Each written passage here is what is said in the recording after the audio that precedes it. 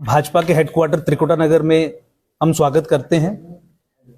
आज की press conference बहुत ही एक इम्पॉर्टेंट विषय को एड्रेस करने के लिए ऑर्गेनाइज की गई है। जैसा कि आप सब लोग जानते हैं कि 16 अगस्त 2024 को इलेक्शंस कंडक्ट होने से पहले माननीय एलजी साहब ने और केंद्र सरकार के निर्देश पे एक निर्णय लिया था कि जितनी भी इवैक्यू प्रॉपर्टी है जो कस्टोडियन डिपार्टमेंट हैंडल कर रहा है, वो जो डिस्प्लेस्ड पर्सन्स हैं, रेफ्यूजीज हैं 1947 के, 65 के, 71 के, और उनके साथ साथ जो वेस्ट पाकिस्तानी रेफ्यूजीज हैं उनके नाम पे पूरे तरीके से कर दी जाएगी, यानी कि ओनरशिप राइट्स, मालिकाना हक उनको दे दिए जाएंगे। दूसरा, उस इलेक्शन होने के बाद अभी तक उस ऑर्डर की जो इंप्लीमेंटेशन है, जो उमर अब्दुल्ला गवर्नमेंट की अब रिस्पॉन्सिबिलिटी है, समयबद्ध तरीके में नहीं हो रही है। तो एक तो ये कंसर्न फ्लैग करने के लिए, और केंद्र सरकार ने जो पहला कदम था इवैक्यू प्रॉपर्टी एक्ट के तहत कि डिस्प्लेस्ड पर्सन्स और रेफ्यूजीज के नाम पे ये प्रोप्राइटरी राइट्स दिए जाए, जो दूसरा कदम उमर अब्दुल्ला सरकार को अब चलना है, it has to walk the second step, वो ये है कि इवैक्यू प्रॉपर्टी कस्टोडियन जमीनों के जो लोकल अलॉटीज भी हैं, लोकल अलॉटीज कौन लोग? जो रेफ्यूजीज नहीं हैं।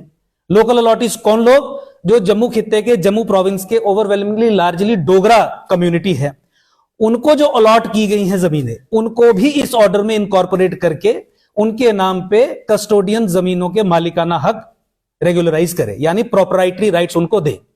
मैं बताना चाहूंगा सब लोगों की जानकारी के लिए कि रेफ्यूजी कम्युनिटी को जो अलॉटमेंट्स हुई, उसके अलावा government order LB7, cabinet order 578C और एक 1971 का ऑर्डर नंबर 371 होता था, जिसके तहत पोजेशन के बेसिस पे कुछ तरीके की रेगुलराइजेशंस होती थी लोकल अलॉटीज के फेवर में। और उसको अगर आप अग्रेरियन रिफॉर्म्स एक्ट के सेकंड शेड्यूल के साथ पढ़ें तो वो भी हकदार थे प्रोप्राइटरी राइट्स के। उन जमीनों की प्रोप्राइटरी राइट्स लोकल अलॉटीज के नाम पे हो जाए, उसके लिए आज हम ये प्रेस कॉन्फ्रेंस कर रहे हैं। डिस्प्लेस्ड पर्सन्स के फेवर में जो ऑर्डर ऑलरेडी हो चुका है, उसे समयबद्ध तरीके में इंप्लीमेंट किया जाए, उसके लिए आज की प्रेस कॉन्फ्रेंस आयोजित की गई है।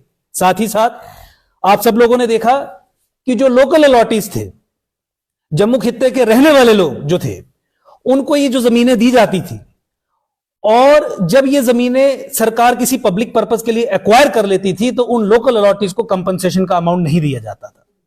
लीगल रजीम जो है, अगर आप कानून की सही जानकारी रखते हैं तो उसमें कैटेगोरिक था, चाहे वो लैंड एक्विजिशन एक्ट से संबंधित रूल्स हो, चाहे वो अग्रेरियन रिफॉर्म्स एक्ट हो, चाहे वो 1965 की गिरदावरी के आधार पे 371 ऑर्डर नंबर की जो लीगल रजीम हो। मैं उस पर डिटेल में नहीं जा रहा, कॉम्प्लेक्स हो जाएगा।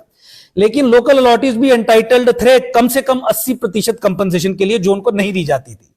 तो ऐसे सब लोकल अलॉटीज जिनसे जमीनें ली गई हैं सरकार के द्वारा और जिन्हें कॉम्पनसेशन नहीं पे की गई है, उन लोगों को कॉम्पनसेशन भी दी जानी चाहिए। अब ये जो सेकेंड स्टेप है, जम्मू कश्मीर यूटी में अब एक चुनी हुई सरकार है, उमर अब्दुल्ला डिपार्टमेंट को ओवरसी भी कर रहे हैं।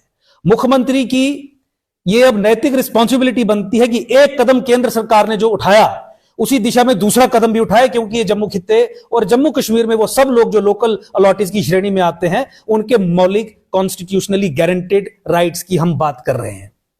मेरा आप सब लोगों से यही निवेदन है कि सरकार तक ये मैसेज पहुंचे। भाजपा की जो ऑफिशियल पोजीशन इस पे है वो हमने आर्टिकुलेट की, और साथ ही साथ कस्टोडियन डिपार्टमेंट जिसकी एग्जिस्टेंस ज्यादा खर्चीली है rather than the work it is doing, मतलब पूरा डिपार्टमेंट जो इस समय कार्य कर रहा है, वो कार्य करने के लिए जो तनख्वाह और सारा डिपार्टमेंट को चलाने का काम है, अगर वो उससे जो अर्न कर रहा है उसका खर्चा उससे ज्यादा है, तो किसी भी परिस्थिति में इस डिपार्टमेंट को आगे चलने का कोई औचित्य रहता नहीं है।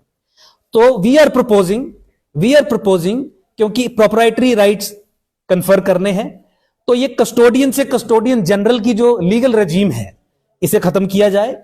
एक IAS अधिकारी या एक सीनियर मोस्ट KS अधिकारी, कमिश्नर सेक्रेटरी रैंक का, जो रिलीफ कमिश्नर की तर्ज पे, जैसे कश्मीरी हिंदुओं के लिए रिलीफ कमिश्नर की पूरी एक लीगल रजीम बनी है, वो कॉन्स्टिट्यूट किया जाए, ताकि एक तहसीलदार या एक जूनियर मोस्ट KS अधिकारी ही कस्टोडियन डिपार्टमेंट को ना चलाएं और एक relief commissioner, commissioner secretary rank का व्यक्ति इसे चलाए, ताकि ये कन्फर्मेंट ऑफ ओनरशिप राइट्स ठीक तरीके से हो सके, और जो कम्युनिटी का हो, जिस तरीके से कश्मीरी हिंदुओं की कम्युनिटी से रिलीफ कमिश्नर रहता है, कम्युनिटी का हो, ये आज हम सरकार को ये संदेश यहां से देना चाहते हैं, लोगों के अधिकारों के लिए कस्टोडियन जमीन के मालिकाना हक तक डिस्प्लेस्ड पर्संस के फेवर में समयबद्ध तरीके में किए जाएं और लोकल अलॉटीज के फेवर में तत्काल प्रभाव से एक आदेश जारी किया जाए। 2,56,846 2,56,846 आइडेंटिफाइड इवैक्यू प्रॉपर्टीज हैं जो कस्टोडियन डिपार्टमेंट ओवरसी कर रहा है।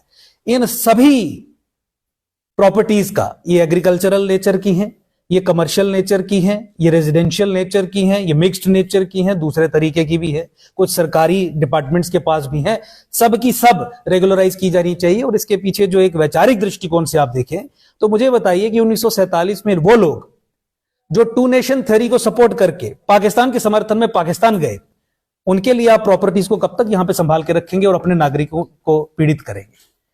क्या उमर अब्दुल्ला सरकार का यह दायित्व नहीं है कि इस आदेश के क्रियान्वयन के लिए वो समयबद्ध तरीके में कार्य करे? क्या उमर अब्दुल्ला सरकार का यह दायित्व नहीं है कि जम्मू के लोकल अलॉटीज जिनके पास ये जमीनें हैं, जो एग्रीकल्चरिस्ट्स हैं, जो मार्जिनलाइज्ड सेक्शन से आते हैं, जो disadvantage sections of the society से आते हैं, जो पीड़ित वर्गों से आते हैं, उनके नाम पे भी रेगुलराइजेशन के लिए ऑर्डर निकाले? तो ये टेस्ट है। जो लोग सशक्तिकरण की बात करते हैं, लैंड रिफॉर्म्स के दृष्टिकोण से देखें तो डिसएडवांटेज सेक्शंस की एम्पावरमेंट की बात करते हैं, आज उनके सामने मौका है कि कीजिए आदेश और आप इन सब लोगों को प्रोप्राइटरी राइट्स, मालिकाना हक कस्टोडियन जमीनों के दीजिए, समयबद्ध तरीके में दीजिए, तब आप कहीं जाके साबित कर पाएंगे। अदरवाइज जो शैम आपने लैंड रिफॉर्म्स के रूप में यहां पे किया था, उसके बारे में फिर किसी समय पे जो हमारे अधिकारी हैं आपकी पोल खोलेंगे, लेकिन कम से कम आप साबित कीजिए कि you can walk the talk. आप कहते हैं अगर एम्पावरमेंट के लिए, तो लोकल अलॉटीज के फेवर में कस्टोडियन जमीन के मालिकाना हक देना असल एम्पावरमेंट होगी। कस्टोडियन डिपार्टमेंट की एग्जिस्टेंस का कोई औचित्य नहीं रहता, उसे खत्म करना नेक्स्ट एक लॉजिकल स्टेप होगा। एक बड़ा अधिकारी यहां पे स्थापित करना जो कम्युनिटी में से ही हो, जो बेनिफिशियरी कम्युनिटी है, जो परसिक्यूटेड कम्युनिटी है, उसी कम्युनिटीज में से हो, क्योंकि रिलीफ कमिश्नर उसी तर्ज पे बनाया गया है। कश्मीरी हिंदुओं के दृष्टिकोण से अगर आप देखें, उसी तर्ज पे ये कीजिए तो फिर ये माना जाएगा। मैं 2 मिनट के लिए आपसे निवेदन करूंगा कि वाईवी शर्मा जी हमारे साथ हैं, भाजपा के सीनियर लीडर हैं, प्रवक्ता हैं, इनकी भी आप 2 मिनट के लिए बात सुन लें। धन्यवाद। मैं ऐसा कहना चाहता हूं कि जिस ढंग से हमारे अंकुर जी ने इशू को फ्लैग किया है, this issue has been agitating for years together. We are grateful कि एलजी साहब ने इस मुतल्लक अक्टूबर में इलेक्शन होने से पहले, अगस्त में सॉरी, उन्होंने ये ऑर्डर पास किया और ये इवैक्यू प्रॉपर्टी जो है जिन जिन लोगों के पोजीशन में थी, जो रिफ्यूजीज थे, उनको सारे हकूक दिए गए और उसके साथ हमारे जो लोकल अलॉटीज थे, हम उनको भी ये सारे हकूक दिए जाएं ताकि उनकी पोजीशन में जो लैंड है उनको मिल जाए। जैसा ये कहा गया कि ये इश्यूज कई दफ़े उठाए गए, लेकिन अब एक दिशा को कायम किया गया है। हमारे एलजी साहब ने उस दिशा को कायम किया गया है। हमारे जम्मू कश्मीर में इलेक्शन हुए, एक डेमोक्रेटिक तरीके से जो हुकूमत इस वक्त कायम हुई, उस हुकूमत का ये फर्ज बनता है कि लोगों की लॉन्ग स्टैंडिंग, लॉन्ग अवेटेड जो प्रॉब्लम्स हैं उनको ऑन प्रायोरिटी अटेंड किया जाए।